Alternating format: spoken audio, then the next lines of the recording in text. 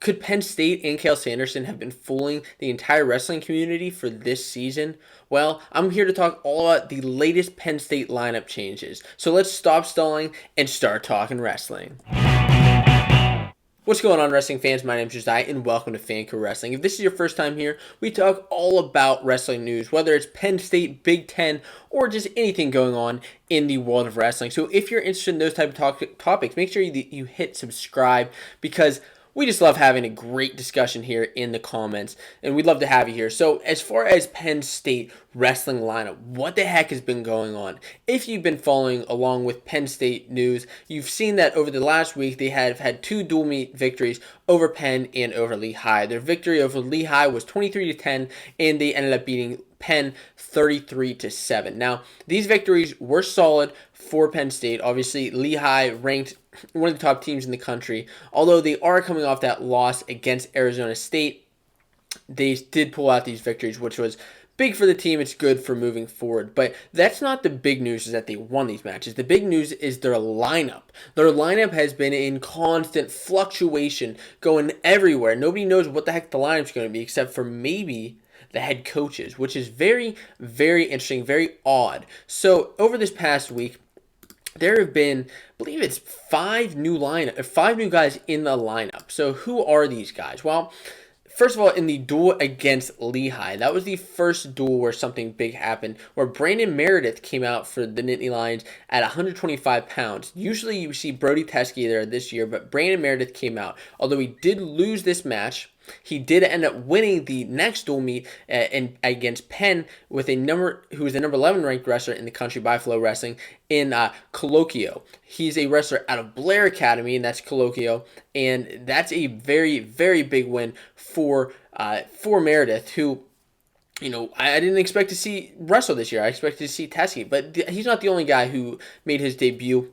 We also saw Brady Bergen make his season debut, although he's wrestled for the Nittany Lions in the past, moving up to 157. We finally saw him coming out of an injury. And then the biggest news out of the Lehigh duel was Aaron Brooks, the 184-pounder, pulling his red shirt and saying, you know what, I'm going to be a Nittany Lion. I don't know if that's exactly how it went down, but that's how I see it at 184 pounds. And if you don't know who Aaron Brooks is, this is his first two victories of the season, but it's actually his first folk style match in 2 years. I saw that in an interview with Cael Sanderson, saying that Brooks is his first folk style match in 2 years. Brooks is a Maryland wrestler, is a four-time Maryland State champion, only had 2 losses in high school and 163 victories. So that's very, very big. So then shifting to the duel against Penn, we saw Luke Gardner come out at 149 pounds.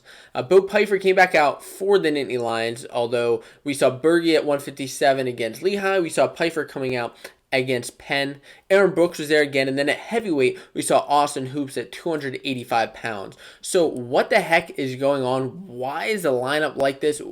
This is just really, really weird. Whether you're a Penn State fan or just a wrestling fan, I mean, this is strange to see a different lineup for pretty much every duel.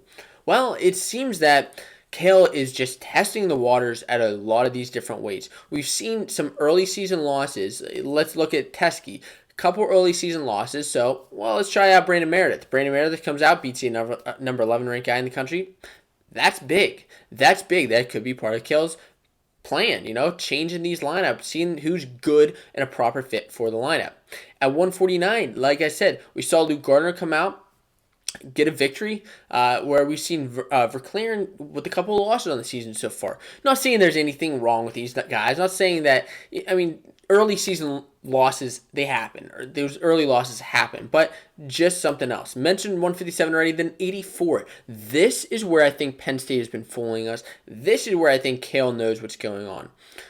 I don't think Shakur Rashid is a 184-pounder this year, and this is based on no facts. This is just my opinion as a fan, as a wrestling fan. So this isn't, you can hear the rumor here first, okay? So you heard it here first. I believe Shakur Rashid's going back up to 197.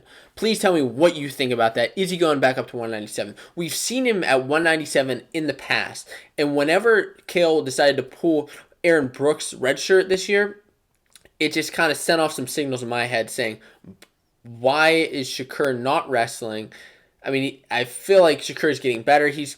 We've heard that Shakur has been getting better from his injury.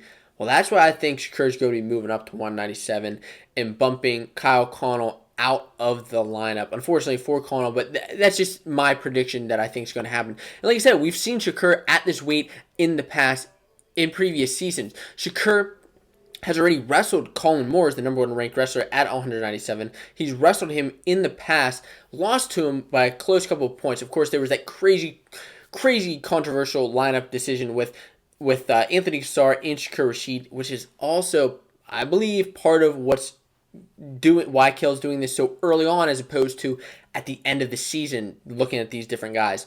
Shakur's lost to Colin Moore at Big Tens in the national championships, although by just a couple of points.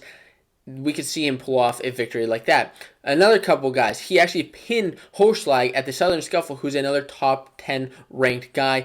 And then Gear is another top 10 ranked guy, although he does have a loss to him in the 2018 season. It's just showing that he's wrestled at 197 before, and we could see him do it again.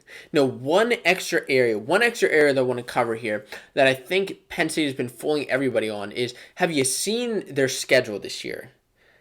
95% of their schedule are dual meets.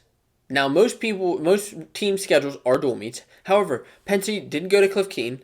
They're not going to Reno. They're not going to Midlands. They're not going to Scuffle, to my knowledge.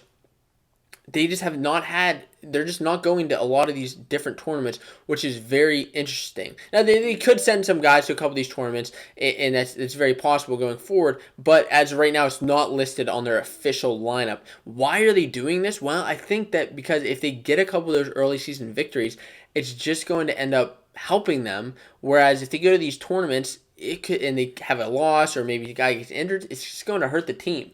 If they have these guys that are ranked high, why not keep them high?